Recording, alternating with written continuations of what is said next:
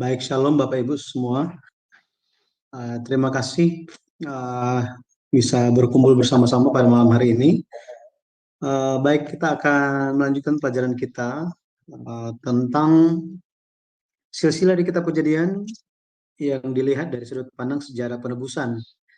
Jadi kalau kita lihat mengenai sejarah penebusan, sejarah dunia ini sementara berputar dan telah berputar sampai hari ini dan terus berputar. Dan seiring waktu, sejarah penebusan atau kehendak Allah untuk menyelamatkan umat manusia ini pun sementara berjalan maju. Sementara berjalan maju di atas ruang dan waktu yang sedang kita jalankan hari ini.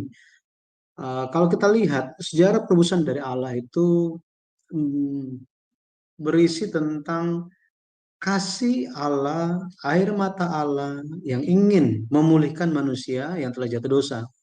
Nah, itu sebabnya ketika kita memperhatikan di dalam Alkitab, orang-orang Yahudi, mereka menyelidiki kitab-kitab suci karena mereka ingin mendapatkan pemulihan itu. Mereka ingin uh, memiliki hidup yang kekal. Menurut Yohanes 5 ayat 39. Mereka menyelidiki kitab-kitab suci, tapi Yesus bilang apa? Kalian menyelidiki kitab-kitab suci karena lewat mempelajari itu, kalian pikir kalian bisa memperoleh hidup yang kekal. Tetapi kitab-kitab suci bersaksi tentang aku. Ketika setelah Yesus bangkit, dia pun menyatakan sampai dua kali dicatat dalam kitab Lukas pasal 24 bahwa kitab-kitab suci bersaksi tentang Yesus Kristus. Jadi Yesus Kristus, dialah Allah, dialah firman yang menjelma menjadi manusia. Dialah pencipta kita. Dan lewat Yesus Kristus, pada akhirnya kita memperoleh jalan untuk kembali kepada Allah Bapa. Di dalam Alkitab, mengenai Yesus Kristus itu sudah diperkenalkan sejak Perjanjian Lama.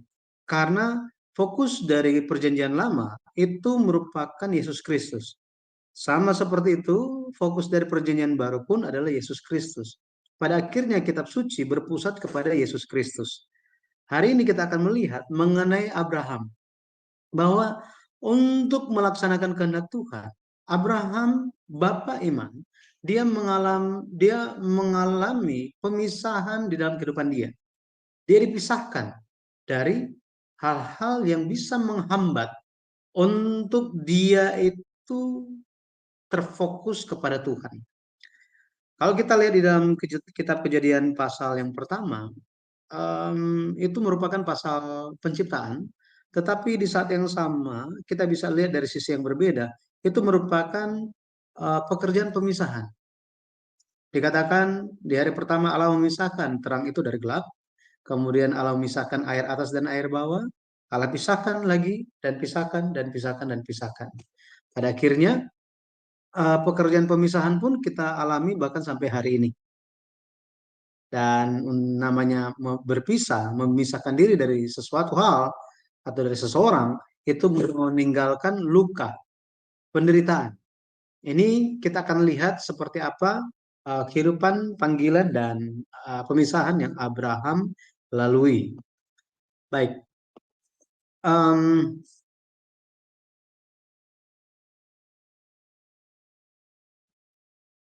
Oke. Kita akan lihat mengenai pemisahan Abraham. Kita lihat terlebih dahulu Kejadian, atau kita langsung ke Kisah Para Rasul, maaf. Kisah Para Rasul 7 ayat 2 sampai 3. Ayat 2 sampai 4 saya akan baca. Ayat yang kedua, jawab Stefanus, hai saudara-saudara dan bapak-bapak, dengarkanlah, Allah yang maha mulia telah menampakkan dirinya kepada bapa leluhur kita Abraham ketika ia masih di Mesopotamia, sebelum ia menetap di Haran. Dan berfirman kepadanya, keluarlah dari negerimu dan dari sanak saudaramu, dan pergilah ke negeri yang akan kutunjukkan kepadamu. Ayat yang keempat, maka keluarlah ia dari negeri orang Kasdim, lalu menetap di Haran. Dan setelah ayahnya meninggal, Allah menyuruh dia pindah dari situ ke tanah ini, tempat kamu diam sekarang. Baik, mengenai Abraham, bagaimana dia dipanggil oleh Tuhan untuk melaksanakan pekerjaannya. Abraham itu mengalami panggilan dari Allah untuk meninggalkan suatu tempat itu dua kali. Ya, itu dua kali. Dan dia mengalami pemisahan itu beberapa tahap. Beberapa tahap sampai puncak pemisahan yang dia puncak dari pekerjaan pemisahan yang dilakukannya, dijalankannya. Setelah itu Allah mengakui imannya sebagai iman yang memiliki iman yang takut akan Allah.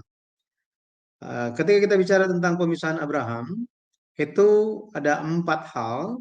Pendeta Abraham Park mencatat itu menyusunnya itu ada empat prosesnya, empat proses. Yang pertama itu pemisahan dari negeri, sanak saudara, dan rumah bapa. Ini kemudian yang kedua dipisahkan dari Lot. Setelah itu dipisahkan dari Ismail, dan yang terakhir dipisahkan dari Ishak. Setelah ini Allah mengakui iman Abraham sebagai iman yang takut akan Allah. Iman yang takut akan Allah. Yare ya, dalam bahasa Ibrani-nya. Dan pendeta Abraham Park dia di dalam bukunya dia mengatakan bahwa iman Abraham takut akan Allah ini iman yang takut akan Allah itu iman yang seperti apa? Mengandung hal seperti apa? Jadi yang pertama mengandung iman yang besar, kemudian ketaatan yang besar, lalu kesukacitaan yang besar. Jadi memiliki iman kepada Allah yang besar, kemudian taat sepenuhnya kepada Allah, dan ada sukacita. Ada sukacita di dalam iman kepada Allah. Nah, saya percaya ini pun menjadi uh, iman yang perlu kita miliki. Iman yang takut akan Allah. Jadi di dalam kita, iman kita harus besar, kita harus taat sepenuhnya, kemudian harus ada sukacita di dalam ketaatan kita. Kadang-kadang kalau ketaatan bisa terpaksa gitu ya, tetapi harus dengan sukacita baru dikatakan takut akan Allah. Baik, kita akan lihat yang pertama pemisahan dari negerinya, dari sanak saudaranya dan dari rumah bapaknya. Abraham mendapatkan dua panggilan dari Allah untuk meninggalkan tempat tinggalnya dua kali, ya, dua kali. Yang pertama itu di Ur Kasdim, ini dicatat di Kisah 7 ayat 2 sampai 3. Kemudian panggilan yang kedua itu di Haran. Kejadian 12 ayat yang pertama. Kita akan lihat mengenai perbedaan-perbedaannya. Mengenai hal ini, banyak orang yang hanya tahu Abraham hanya dipanggil satu kali saja. Ya, satu kali saja.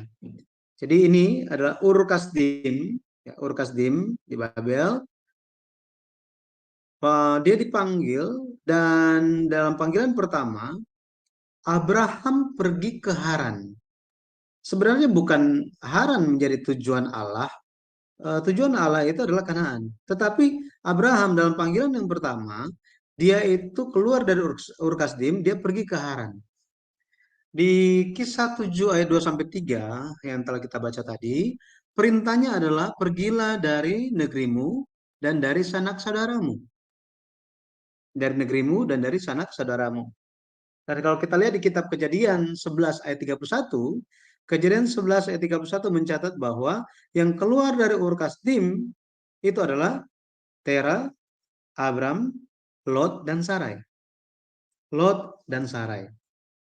Nah, um, panggilan pertama di Ur Kasdim, kalau kita lihat, isi dari panggilan yang pertama ini adalah pergilah, keluarlah dari negerimu, sanak saudaramu, dan pergilah ke negeri yang akan kutunjukkan kepadamu.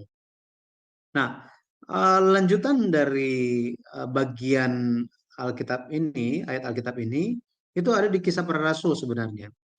Ada Kisah Para Rasul. Bentar ya. Uh, dari Kisah Para Rasul 7 ayat 2 sampai 3, kita akan lihat lanjutan ceritanya di kitab Kejadian. Kejadian pasal 11 ayat yang ke-31. Kejadian 11 ayat 31 dikatakan, lalu Tera membawa Abram anaknya serta cucunya Lot, yaitu anak Haran, dan Sarai menantunya, istri Abram anaknya. Ia berangkat bersama-sama dengan mereka dari Ur Kasdim untuk pergi ke tanah Kanaan lalu sampailah mereka ke Haran dan menetap di sana. Jadi mereka meninggalkan Ur Kasdim untuk pergi ke tanah Kanaan. Tetapi dikatakan mereka tiba di Haran. Haran ini bukan tanah Kanaan. Bukanlah tanah Kanaan. Kalau kita lihat petanya, Haran itu ada di atas ini. Ya, ini wilayah Syria sebenarnya, wilayah Syria. Di dekatnya di bagian bawah ini ada Aleppo. Ini ibu kota Syria hari ini, Suriah, gitu ya. Nah, sangat terkenal dalam 10 tahun terakhir gitu ya. Ada ISIS di situ. Em, jadi tujuannya pergi ke Kanaan, tetapi mereka itu mampir di Haran katanya. Mampir di Haran. Yang pergi Tera, Abram, Lot, dan Sarai. Nah, di sini Abram taat. Tetapi kenapa? Sebenarnya Abraham yang dipanggil, Tera yang pergi. Seolah-olah yang muncul atau yang dominan di sini adalah Tera. Lalu Tera membawa Abraham. Padahal panggilan dari Allah itu bukan kepada Tera, melainkan kepada Abraham. Dikatakan um, di kisah para rasul, di kisah para rasul 7 ayatnya yang kedua dikatakan Allah yang maha mulia telah menampakkan dirinya kepada bapa leluhur kita Abraham. Nah, ada ekspresi Allah yang maha mulia. Allah yang maha mulia menurut kitab Mazmur, Allah yang maha mulia ini menunjuk kepada Allah yang suaranya itu mengguntur, ya. Suaranya itu mengguntur, ya. Mazmur eh, bentar ya, Mazmur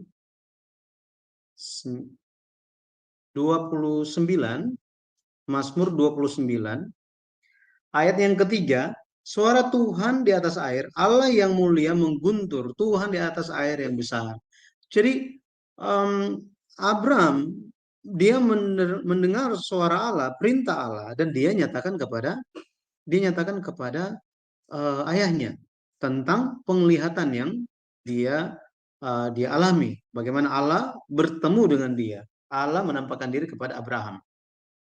Jadi uh, kita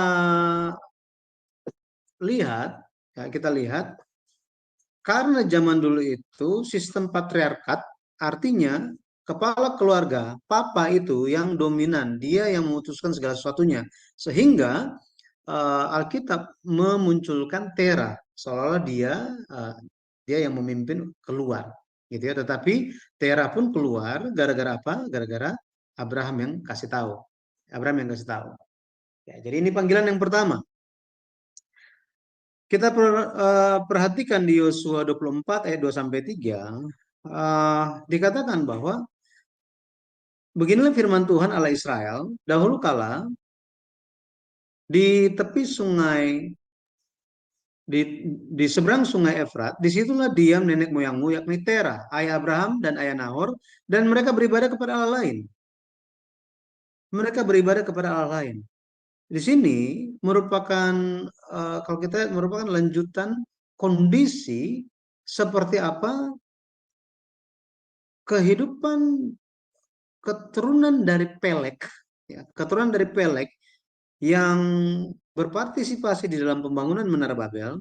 Mereka itu mulai dengan ketidaktaatan kepada Allah. Mereka campur tangan dengan dengan penguasa waktu itu adalah Nimrod yang membangun Babel. Yang terjadi adalah generasi-generasi selanjutnya mereka makin jauh dan makin jauh dari Tuhan. Itu sebabnya Yosua 24 menyatakan bahwa di seberang sungai Efrat, Tera, ayah Abraham dan ayah Nahor, ini mereka beribadah kepada Allah lain. Mereka di sini menunjuk kepada bapak-bapak leluhur setelah Pelek. Ya, setelah Pelek. Pelek, Rehu, Serug, Nahor, Tera. Tera pun kalau kita hitung tahun-tahun kehidupan, Tera mengetahui bahwa bapak-bapak leluhur iman itu mereka masih hidup panjang umur, tetapi Peleg mulai mati, Nahor mati, Serug mati, Rehu mati. Dia mengalami ketakutan mengenai hal itu sehingga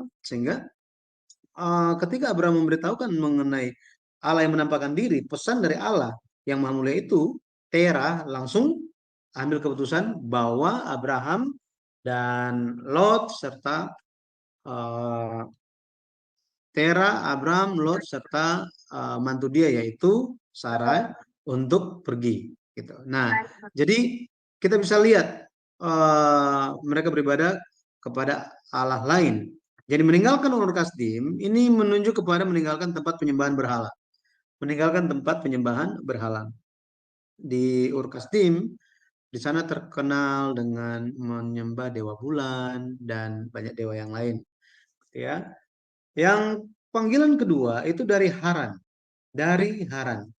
Di kisah 7 ayat 4 diulangi lagi di situ, lagi di situ bahwa perintah Allah kepada Abraham adalah dia harus pergi keluar meninggalkan negeri sanak saudara dan rumah bapaknya.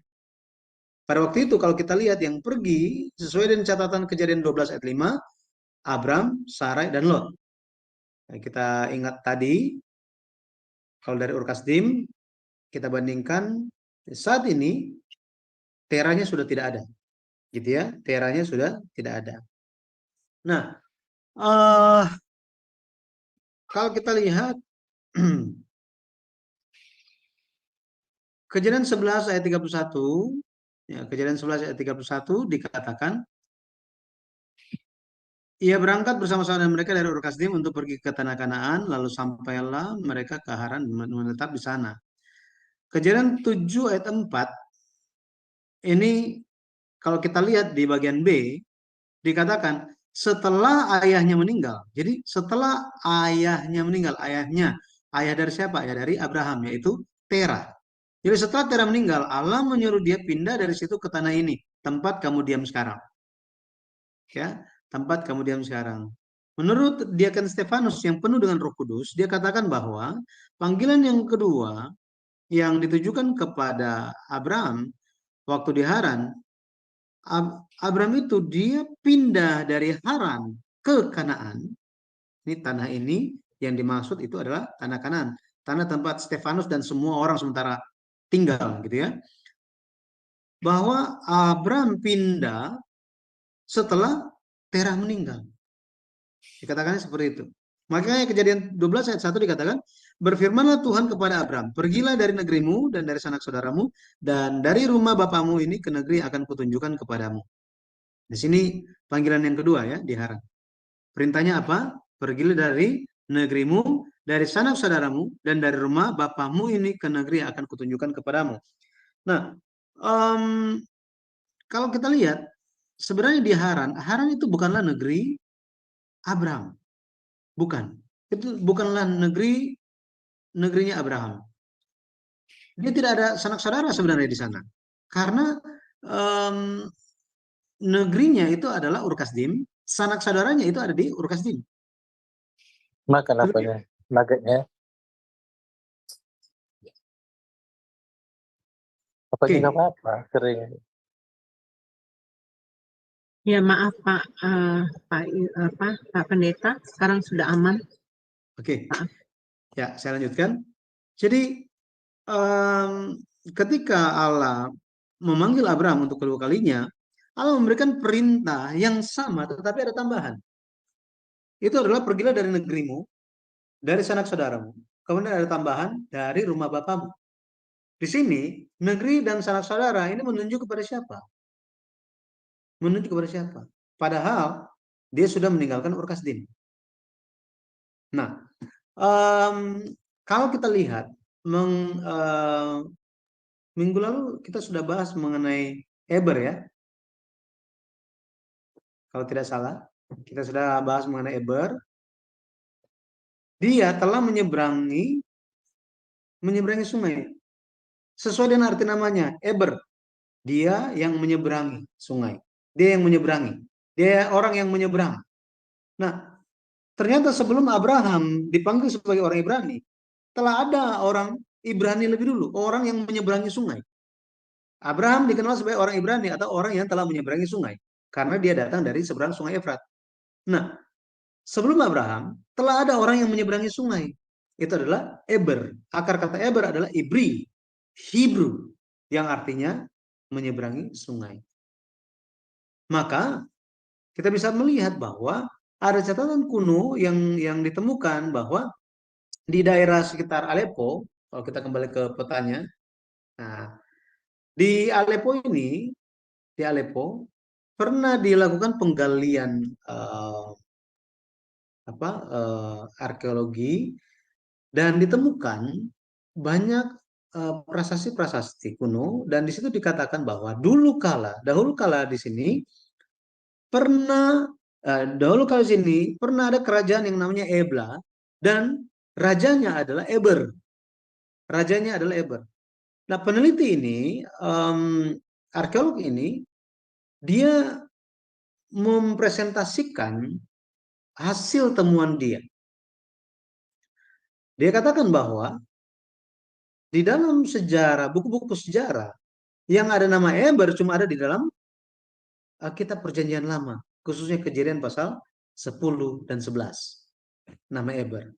Sehingga hal ini menjadi suatu petunjuk lewat sejarah dunia bahwa di wilayah Haran ini sudah ada Eber dan bapak-bapak leluhur yang bersama dengan dia. Kalau kita ingat tentang yang minggu lalu, itu ada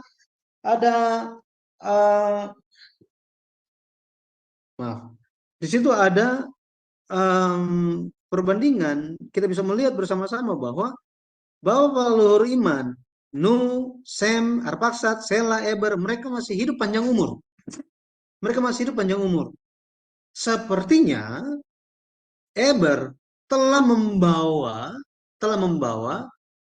Nuh, Sem, Arpaksad, Sela untuk meninggalkan lokasi pembangunan Menara Babel dan menetap di Haran. Itu sebabnya ketika Allah datang kepada Abraham dan memberikan perintah untuk dia keluar pergi dari Haran ke Kanaan, Allah berfirman bahwa pergilah dari negerimu dan dari sanak saudaramu. Kenapa? Emang bukannya Tuhan nggak tahu bahwa di sana itu, kalau misalnya di sana memang tidak ada sanak saudara, tidak ada siapapun di Haran yang Abraham kenal, maka Allah tidak akan memerintahkan kepada dia bahwa tinggalkanlah negerimu dan sanak saudaramu. Tuhan yang akan bilang apa? Pergilah, jangan dari sini, bukan ini, pergi ke Kanaan. Selesai perintahnya. Tetapi Allah dengan spesifik menyebutkan, pergilah dari negerimu, bukan negeri orang lain, negerimu katanya. Ya, negerimu. Pergilah dari negerimu dan dari sanak saudaramu. Artinya ada saudara dia di sana, dan saudara dia yang memiliki negeri itu. Di sini kita bisa tahu bahwa di Haranlah Abraham bertemu dengan bapak-bapak leluhur iman. Ya, meskipun misalnya dia tidak bertemu langsung dengan Abraham, dengan Nuh, misalnya Abraham tidak bertemu langsung dengan Nuh, di sana masih ada siapa? Ada Sem, ada Eber, ya, ada Sela, ada Arpaksad, masih hidup di sana.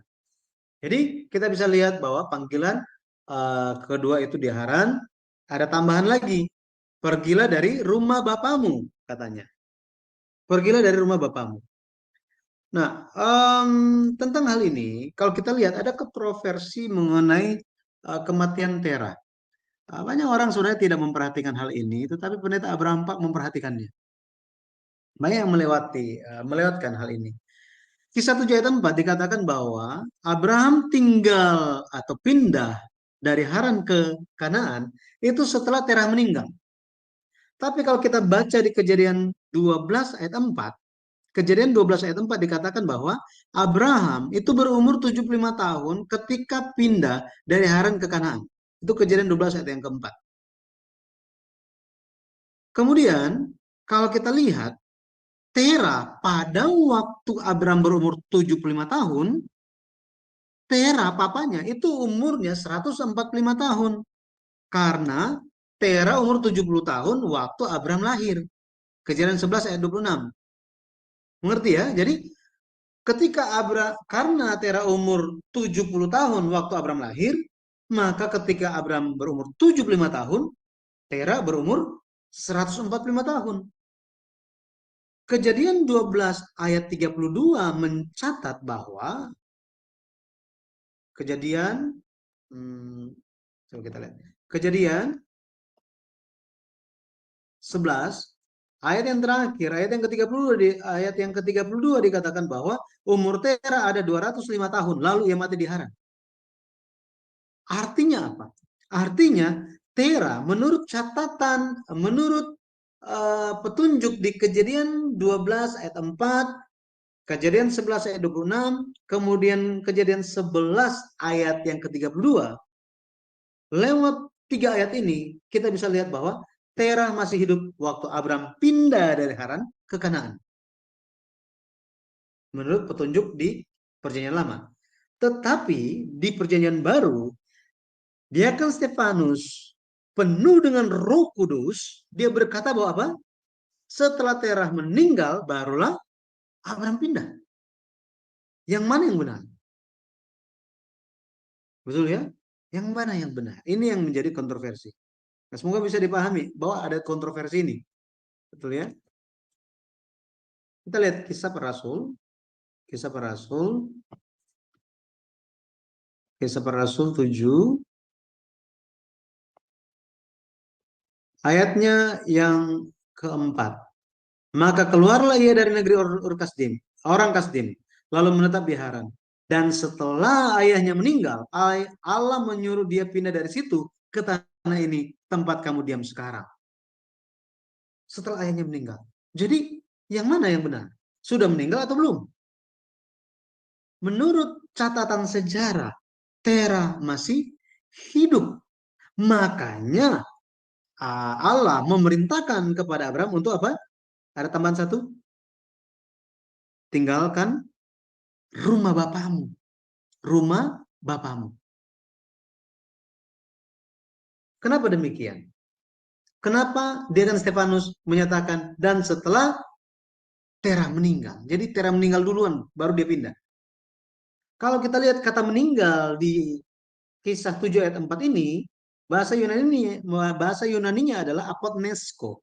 Apotnesko ini dalam terjemahannya itu memiliki arti mati secara rohani ataupun secara rohani. Secara jasmani ataupun secara rohani. Bisa digunakan untuk kedua hal itu. Ya, kedua hal itu. Contohnya kalau bahasa Indonesia, Rasul Paulus bilang, tiap-tiap hari aku berhadapan dengan maut. Ya, tiap-tiap hari aku berhadapan dengan maut. Tetapi di dalam terjemahan Inggris sebenarnya dikatakan I die daily. Bayangkan mati setiap hari, bagaimana caranya? Nah, jadi kita bisa lihat apotnesko menunjuk juga kepada mati secara rohani. Maka perintahnya itu apa? Ya, perintahnya itu apa? Kalau kita lihat. Matius 10 ayat 37 dikatakan apa? Barang siapa mengasihi bapak atau ibunya lebih daripadaku, ia tidak layak bagiku. Dan barang siapa mengasihi anaknya laki-laki atau perempuan lebih daripadaku, ia tidak layak bagiku. Haran bukanlah kehendak Tuhan. Kanaan yang menjadi kehendak Tuhan.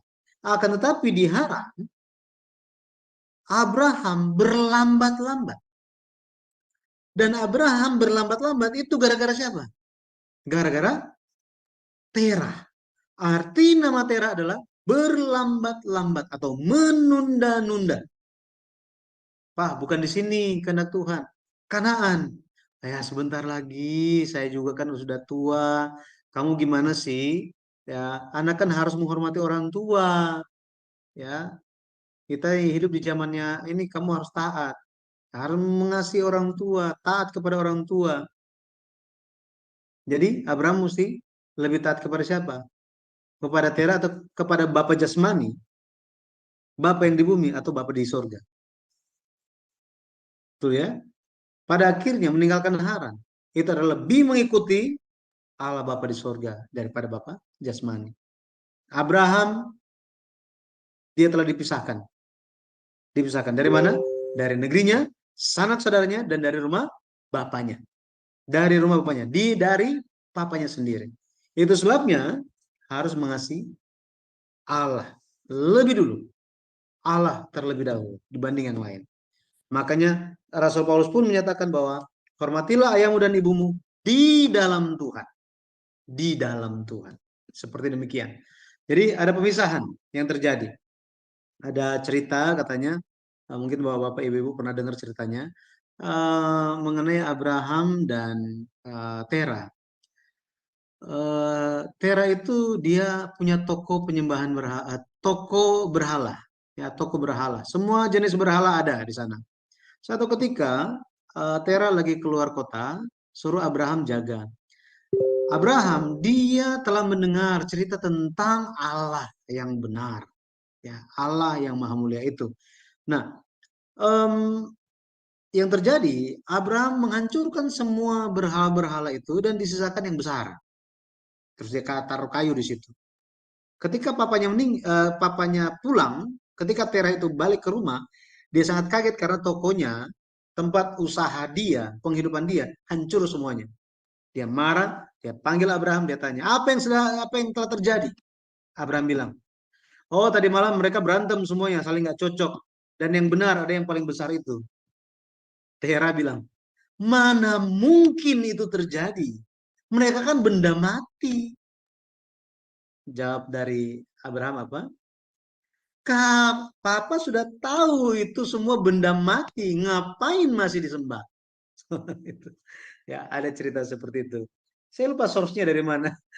Nanti saya coba ingat-ingat lagi, saya lihat catatan lagi gitu ya. Ada cerita seperti itu.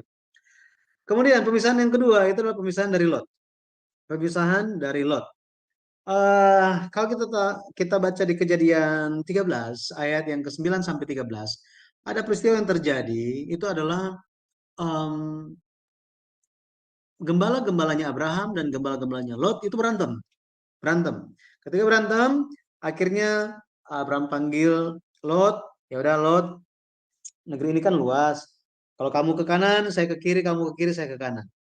Nah, waktu itu Lot seharusnya dia kan ponakannya Abraham. Harusnya dibilang apa? Ya, masa saya? Om duluan dong yang pilih, om yang gimana, ya saya baru pilih yang lain. Atau ya saya tegur gembala saya. Saya tegur mereka semua supaya mereka itu pokoknya mengerti bahwa apa? Saya juga, mereka juga bisa kerja, bisa ada semuanya. Itu gara-gara bersama-sama dengan ya Om Abraham gitu. Nanti saya tegur mereka semua. Yang penting kita tetap sama-sama. Bisa saja seperti itu kan? Akan tetapi di saat ini Alkitab menampakkan sifat asli dari Lot. Ketika Abraham bilang demikian, kalau kamu ke kiri, saya ke kanan, kamu ke kanan, saya ke kiri, dia melihat, wah lembah Yordan itu subur, seperti taman Tuhan, seperti tanah Mesir, sangat indah. Karena emang Lot pernah lihat taman Tuhan? Taman Eden nggak pernah kan? Nggak pernah, tetapi dia dengar cerita semuanya. Tentang cerita, oh kok ceritanya bisa sampai ke sini? Karena Adam masih hidup semasa dengan Lamek, papanya Nuh. Dan Nuh ini masih terus hidup panjang umur, mewariskan iman. Bahkan hidup semasa dengan Abraham selama 58 tahun. Sem itu hidup lebih lama daripada Abraham. Nah, kalau kita lihat, taman Tuhan itu digambarkan hal yang sangat-sangat indah. Kemudian dibilang seperti tanah Mesir, sangat indah. Kenapa?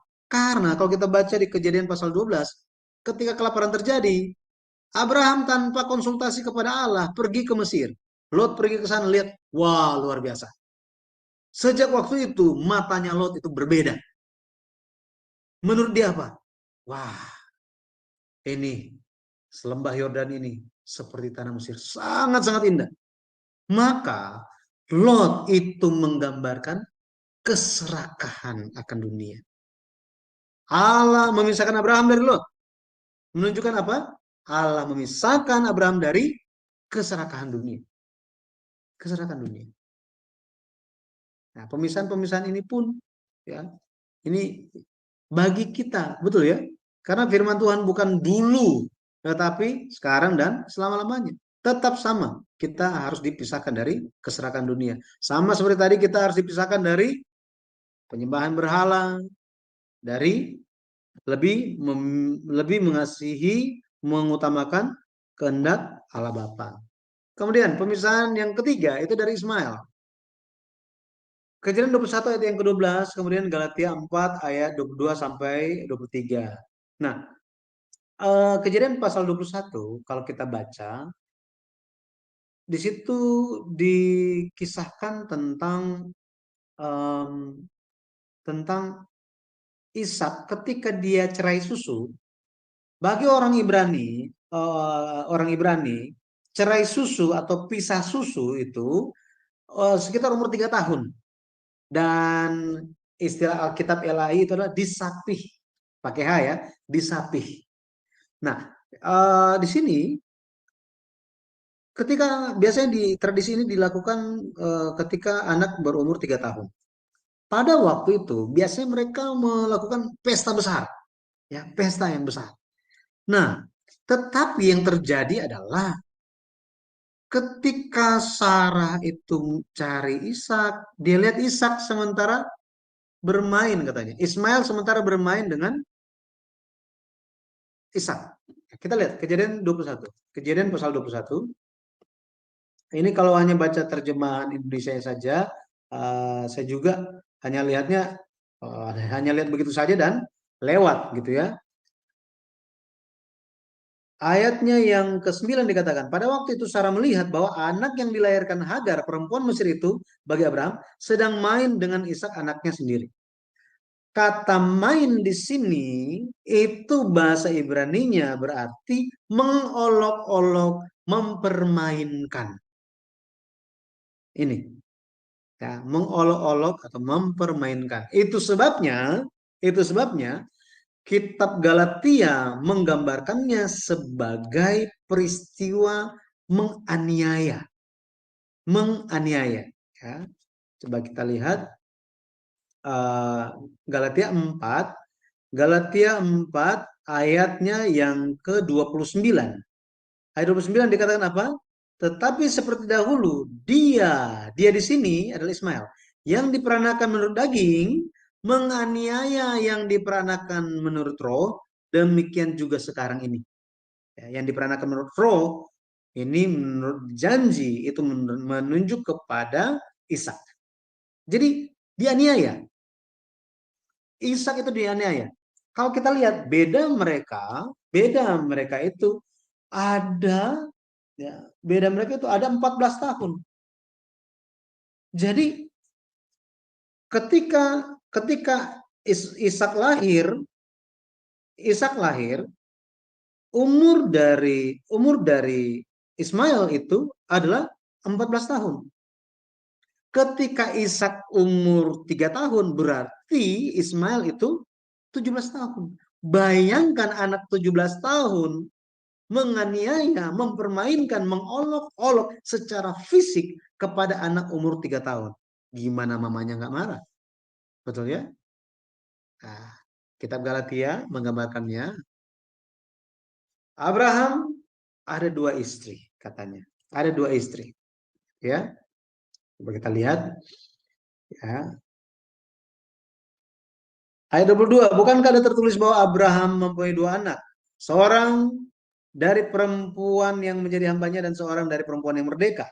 Tetapi anak dari perempuan yang menjadi hambanya itu diperanakan menurut daging, dan anak dari perempuan yang merdeka itu oleh karena janji. Ayat 24. Ini adalah suatu kiasan. Jadi ada suatu pesan bagi kita. Ya. Memang di sini ketika kita lihat langsung dijelaskan bahwa ayatnya yang ke-28 bahwa apa? Ishak adalah anak janji. Ishak adalah anak janji. Sedangkan Ismail itu anak daging. Loh, maksudnya apa? Gitu ya. Maksudnya apa? Ismail bukanlah anak yang dijanjikan Allah kepada Abraham. Ismail bukanlah keturunan yang Allah janjikan kepada Abraham dari awal. Bukan. Ismail lahir gara-gara apa? Gara-gara Sarai berpikir bahwa apa? Dia sudah tua, sudah mati haid, sudah tidak bisa punya anak. Mungkin lewat Hagar, pembantu dia, maka bisa dapat anak. Abraham bilang apa? Ya, Abraham setuju. Kita lihat kejadian kita lihat kejadian 16. Ayatnya yang kedua dikatakan,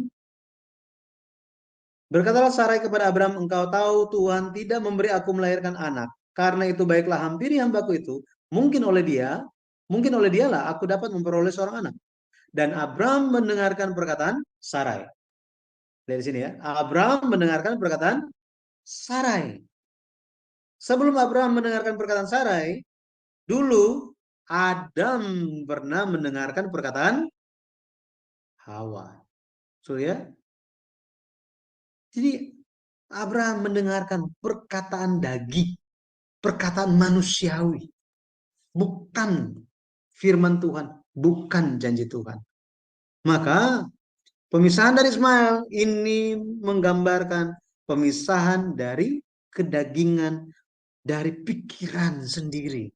Bukan pikiran Yesus, tapi pikiran sendiri nih. Orang manusia memiliki pikiran sendiri, bukan pikiran Kristus. Rasul Paulus menasihati di Filipi 2 ayat 5, hendaklah kamu dalam hidupmu bersama menaruh pikiran dan perasaan yang terdapat juga dalam Kristus Yesus. Ini pemisahan yang ketiga. Pemisahan yang keempat di Kejadian pasal 22, kalau kita lihat, nah kita tahu ceritanya gitu ya. Tahu ceritanya. Ini merupakan uh, satu perintah yang sangat-sangat berat bagi seorang Abraham. Sangat-sangat berat. Bayangkan, Tuhan mengatakan di Kejadian 22 ayat 1, ayat yang kedua dikatakan bahwa Abraham, ambillah anakmu yang tunggal itu yang engkau kasihi. Ditetapkan di sini, bayangkan, anakmu yang tunggal. Artinya apa? Bukan yang lain, bukan Ismail, tetapi siapa? Ishak. Yang engkau kasihi. Waduh, luar biasa. Terus ditetapkan siapa dia? Ishak. Anak yang itu. Pergilah ke tanah Moria dan persembahkanlah dia di sana sebagai korban bakaran, katanya. Korban bakaran itu, Bapak Ibu, itu binatang kalau jadi korban bakaran itu perlu tangan kakinya itu, semua kakinya itu dipotong gitu ya. Empat-empatnya itu dipotong semuanya, kemudian kepalanya dipotong, isi perutnya dikeluarkan. Bayangkan, Tuhan memberikan perintah yang sangat sadis seperti ini. Wah, sangat-sangat berat, gitu ya. Dan kalau kita lihat, bukannya pada saat itu juga proses ketaatan, eh, bukan ketaatan, proses untuk mempersembahkan Ishak sebagai korban bakaran itu nggak langsung di hari itu juga. Tetapi ayat yang keempat kalau kita lihat pada hari ketiga. Jadi sudah apa? Jalan 3 hari. 3 hari ini sangat-sangat berat bagi seorang Abraham. Sangat-sangat berat. Tetapi Allah perlu melakukan hal ini karena Allah hendak menjadikan Abraham seseorang model standar dari iman. Makanya dia disebut sebagai Bapa iman, Bapa orang beriman. Ini luar biasa, ya.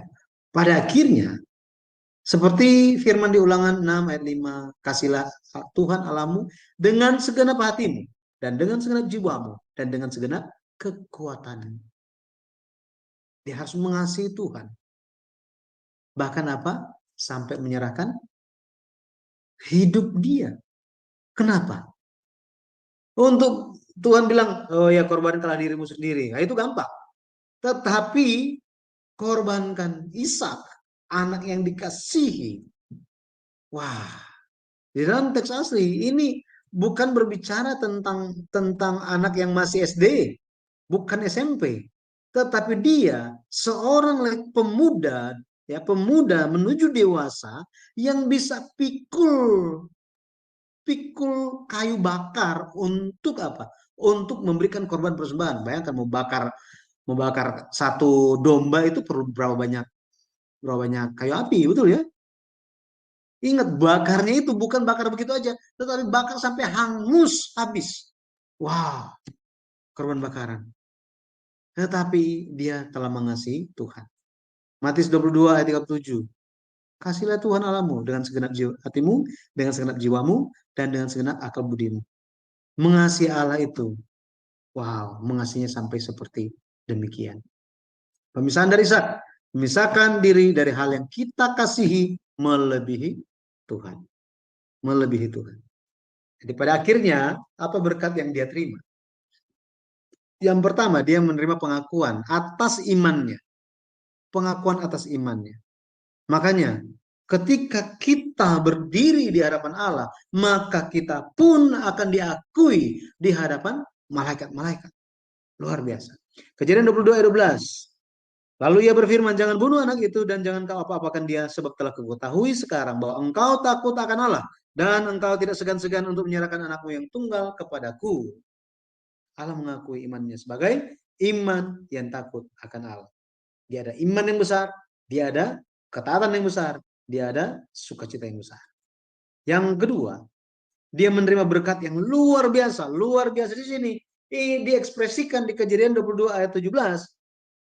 Maka aku akan memberkati engkau berlimpah-limpah. Ini luar biasa. Berlimpah-limpah. Dan membuat keturunanmu sangat banyak seperti bintang di langit dan seperti pasir di tepi laut, dan keturunanmu itu akan menduduki kota-kota musuhnya. Wow, menjadi pemenang. Bukan cuma berkat berlimpah saja, tetapi nggak ada lawan. Orang timur bilang, saya nggak ada lawan. Gitu ya. Berkat yang luar biasa. Berkat yang luar biasa. Yang ketiga, dia menjadi sumber berkat.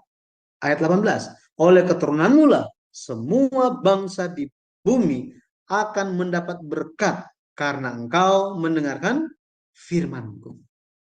Keturunan di sini, kitab Galatia pasal 3 katakan apa? Bukan kepada keturunanmu seolah-olah banyak orang, tetapi kepada satu keturunanmu, yaitu Yesus Kristus. Pada akhirnya semua bangsa di bumi ini, termasuk Indonesia, termasuk orang Medan, orang Batak, orang Manado, orang Papua, orang Jawa, orang Sumatera, Kalimantan, dimanapun, semua bangsa dapat berkat lewat siapa? Lewat Yesus Kristus. Dikatakan, oleh keterangan mula, semua bangsa di bumi akan mendapat berkat. Berkat itu, dia menjadi sumber berkat. Lewat Abraham, datanglah Yesus Kristus. Sumber berkat yang sejati. Bagaimana? Apa alasan dia menerima semua berkat ini? Karena mendengarkan firman. Saya percaya kita semua yang hadir hari ini, yang rindu untuk mencari tahu akan firman Tuhan, akan kebenaran, kita pun diberkati gara-gara mendengarkan firman Tuhan. Haleluya. Yang terakhir, jadi Kisah 12 ayat 2-3, aku akan membuat engkau menjadi bangsa yang besar dan memberkati engkau serta membuat namamu masyhur, dan engkau akan menjadi berkat. Aku akan memberkati orang-orang yang memberkati engkau dan mengutuk orang-orang yang mengutuk engkau. Dan olehmu semua kaum di muka bumi akan mendapat berkat. Jadi Tuhan tegaskan lagi, semua kaum akan dapat berkat lewat kamu, katanya. Ya, pada akhirnya jalan pemisahan kudus itu bagi kita hari ini, kita harus keluar dari Babel katanya. Ya, Wahyu 18 ayat 4, hidup dikuduskan terpisah dari dunia, menjaga kekudusan, menolak ajaran liberal yang berdasarkan teori sekuler yang menyimpang dari firman. Ini semua harus kita lalui. Karena pemisahan, pengudusan itu artinya apa?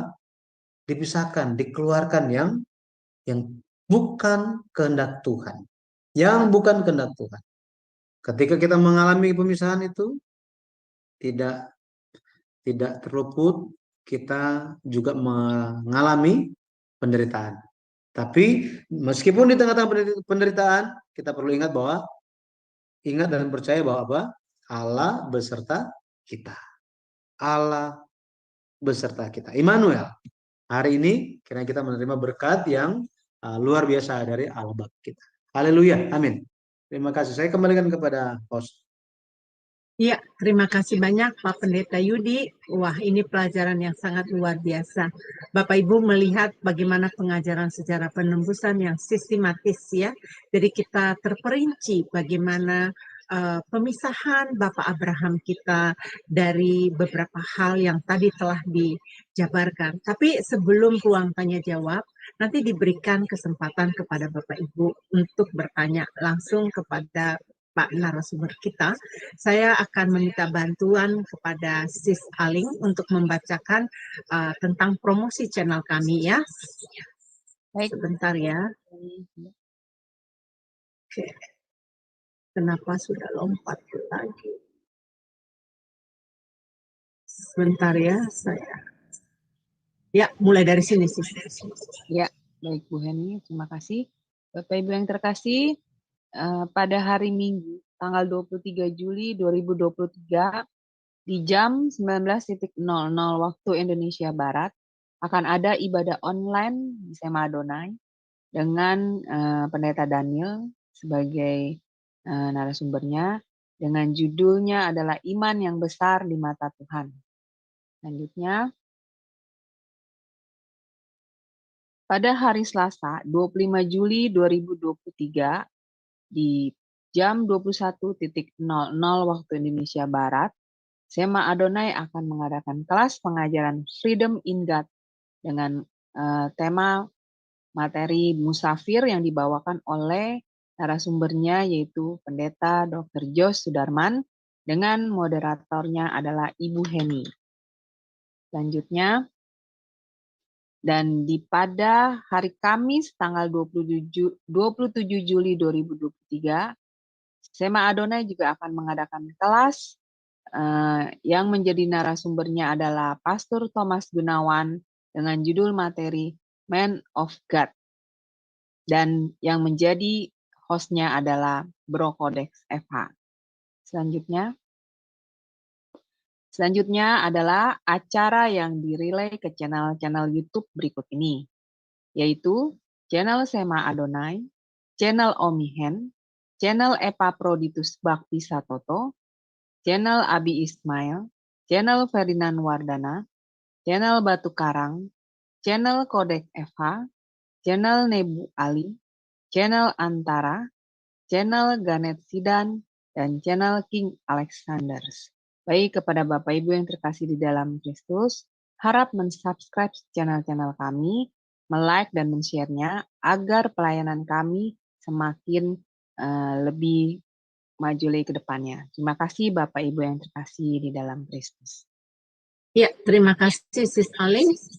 Saya stop dulu ini. Ya, baik, terima kasih ya. Tuhan Yesus memberkati semuanya. Bagaimana Bapak Ibu? Apakah Bapak Ibu belajar sesuatu hari ini?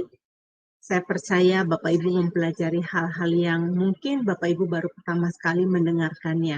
Apakah Bapak Ibu ada yang ingin bertanya? Ya, silakan. Saya akan menyampaikan pertanyaan ini kepada Pak Yudi. Ini mewakili beberapa orang ya. Pak Pendeta Yudi, tadi Bapak Pendeta Yudi menampilkan bahwa istri Abraham itu ada 2. Nah, bagaimana yang kebenarannya? Sebab ada juga pendapat dari beberapa orang ya mengatakan bahwa si Hagar itu adalah si Keturah yang telah digantikan namanya. Jadi istrinya Abraham itu adalah dua. Nah, menurut Pak Pendeta Yudi, minta penjelasannya mengenai tampilan tadi layar itu, biar supaya mereka bisa mengetahuinya. Silakan Pak. Baik, terima kasih Ibu. Terima kasih atas pertanyaan yang telah disampaikan. Jadi kita melihat itu hanya berdasarkan Galatia pasal 4. Tadi saya sampaikan ya, Galatia pasal 4. Untuk sebagai penjelasan bahwa Ismail itu menunjukkan, pemisahan dari Ismail menunjukkan atau memiliki makna, dilihat dari sudut pandang sejarah penulisan, makna pemisahan itu adalah memisahkan dari pikiran daging, pikiran manusiawi, manusia sendiri, gitu ya. Kita sementara bahas topik itu, sehingga kitab Galatia hanya membandingkan Sarah dan Hagar, ya, Sarah dan Hagar. Rasul Paulus menyebutkan dua, ya, istrinya, ada dua, katanya ya, ada dua. Sebenarnya nggak secara langsung bilangnya istri, gitu ya. Mungkin yang saya sampaikan itu sedikit membingungkan, maaf ya. Kalau kita lihat di Galatia pasalnya yang keempat, jadi ekspresinya dikatakan Abraham ada dua anak, seorang dari perempuan yang menjadi hamba, yang seorang lagi dari perempuan yang merdeka, gitu ya. Jadi bicara tentang dua perempuan ini, mereka adalah istrinya Abraham. Ya, menurut apa? Saya share dulu ya ayat-ayatnya supaya kita bisa lihat bersama-sama. Silakan. Baik. Oke. Jadi Galatia 4 ayatnya yang ke-22 dikatakan, bukankah ada tertulis bahwa Abraham mempunyai dua anak, seorang dari perempuan yang menjadi hambanya dan seorang dari perempuan yang merdeka, gitu ya.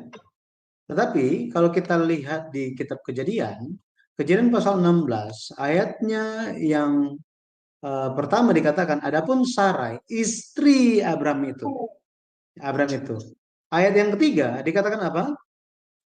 Sarai istri Abraham itu mengambil Hagar hambanya orang Mesir itu, yakni ketika Abraham telah 10 tahun tinggal di tanah Kanaan, lalu memberikannya kepada Abraham suaminya untuk menjadi istrinya. Jadi mau sebutan itu gundik kah, selir, istri, tetap memiliki saya nggak bilang makna yang sama, tetapi tujuan adalah untuk mendapatkan keturunan, gitu. Mendapatkan keturunan. Setelah ini, kalau kita lihat Hagar sudah dipisahkan juga, kan? Sudah dipisahkan, sudah tidak bersama-sama. Kemudian Sarah juga mati. Setelah itu, setelah Ishak, ya, kalau kita lihat Ishak juga dia menikah. Ada catatan dalam Alkitab bahwa Abraham menikah lagi, gitu ya. Kalau kita lihat di Kejadian 25 dikatakan Abraham mengambil pula seorang istri namanya Keturah. Gitu. Jadi dia ada 3. Berdasarkan apa yang kita baca, ada 3 istri. Jadi bukannya ganti nama, gitu ya. Seperti itu, Ibu. Oke, baik. Terima kasih. Jadi tetap ya di dalam kitab Kejadian itu sudah sangat jelas ya, itu Bapak Pendeta ya, bahwa Abraham itu punya istri 3 ya. Dari Sarah punya anak 1, dari Hagar punya anak 1, dan dari Keturah punya anak 6. Ya. Baik, Bapak Ibu dipersilakan ya Bapak Ibu untuk bertanya-tanya apa yang Anda ingin tanyakan. Nah, ada lagi pertanyaan yang pernah terbesit ini Pak Pendeta mengenai Abraham. Menurut saya tidak ada yang mengetahui umur berapa exactly umur Abraham itu keluar dari Ur Kasdim, ya. Dan kemudian dia pergi ke Haran. Nah, di Haran dia tinggal beberapa saat di sana. Nah, ini saya juga lupa ini ada berapa tahun apa enggak, tapi umurnya sudah jelas 75 tahun ya dia keluar ya. Nah, ada beberapa pendapat yang mengatakan bahwa waktu Abraham keluar dari Ur Kasdim, dia sudah kaya raya katanya gitu. Nah, bagaimana menurut dari sudut pandang sejarah penebusan Pak Pendeta Yudi? Ya, kalau kita lihat Alkitab, tidak disebutkan bahwa Abraham itu seperti yang Ibu katakan, dia keluar dari tanah Ur Kasdim itu umur berapa, tidak dituliskan. Tetapi kita tahu itu adalah sebelum umur 75 tahun. Gitu ya. Kenapa? Karena pas umur 75 tahun dia dari Haran ke Kanaan. Sesuai dengan ayat yang tadi, Kejadian 12 ayat yang keempat. Dan ayat yang kelima kalau kita lihat, ayat yang kelima, saya tampilkan saja ayatnya ya. Kejadian 12 mungkin lebih ya.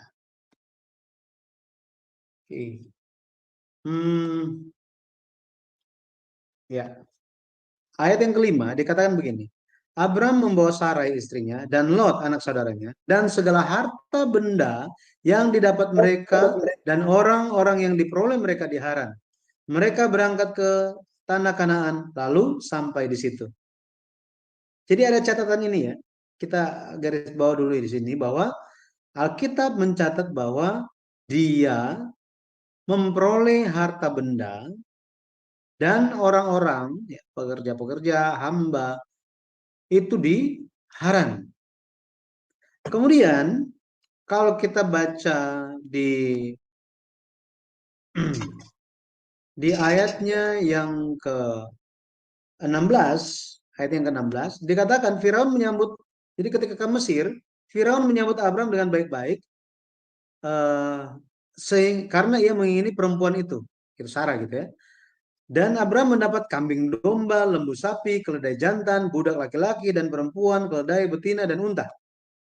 Jadi mendapatkan banyak hal, gitu ya. Ayat 20 dikatakan, lalu Firaun memerintahkan beberapa orang untuk mengantarkan Abram pergi bersama-sama dengan istrinya dan segala kepunyaannya. Segala kepunyaannya. Jadi kita bisa lihat dan membandingkan di Kejadian pasal 11 ayatnya yang ke-31, ayat 31 dikatakan apa? Lalu Tera membawa Abram anaknya serta cucunya Lot yaitu anak Haran dan Sarai menantunya, istri Abram anaknya. Ia berangkat bersama-sama dengan mereka dari Ur Kasdim untuk pergi ke tanah Kanaan. Lalu sampailah mereka ke Haran dan menetap di sana. Lewat 3 ayat ini kita bisa membandingkan. Allah menekankan bahwa ketika panggilan pertama itu diberikan, tidak ada catatan dia memiliki apa saja, gitu ya. Tetapi mungkin dia sudah ada memiliki sesuatu hal, kita tidak tahu. Kita tidak catat. Akan tetapi Alkitab mencatat setelah dia dipanggil dari Haran, Allah tekankan bahwa apa? Aku akan memberkati engkau, katanya. Memberkati engkau. Aku akan memberkati engkau. Dan aku akan memberkati engkau. Setelah itu, di Haran dia jadi kaya. Kemudian apa? Setelah Mesir, dia pun jadi banyak kepemilikan. Ekspresi di Kejadian, bukan maksud saya, setelah Tuhan berfirman baru dia dapat segala sesuatunya, bukan. Tetapi di Haran, dia mendapatkan banyak harta itu. Tetapi Allah akan lebih lagi memberkati dia. Meskipun segala hal yang dia miliki di Haran. Di Kejadian pasal 13, ekspresinya, adapun Abram sangat kaya, banyak ternak, perak dan emasnya. Nah, seperti ini. Sesuai dengan apa yang tercatat dalam Alkitab. Ya. Ya, baik. Jadi udah jelas ya teman-teman ya, ternyata waktu dia keluar dari Ur Kasdim itu tidak ada pernyataan, tetapi setelah dia pergi ke Haran ya, Pak Pendeta ya, dia jadi banyak ternaknya, banyak hartanya. Waktu dia keluar meninggalkan Haran, di situ udah ketahuan bahwa dia banyak memiliki harta dan dia juga menjadi orang sukses ya, Bapak Pendeta, karena dia banyak hamba-hamba yang ikut dia ya, banyak pengikutnya ya. Ya. Baik, Bapak Pendeta, di dalam teks di sini ada pertanyaan dari Ibu Eri yang bertanya begini, Pak, saya mau bertanya, ketika Abraham berada di tanah Kanaan dan saat itu terjadi bencana kelaparan yang hebat, kemudian mereka pergi ke Mesir, apakah tindakan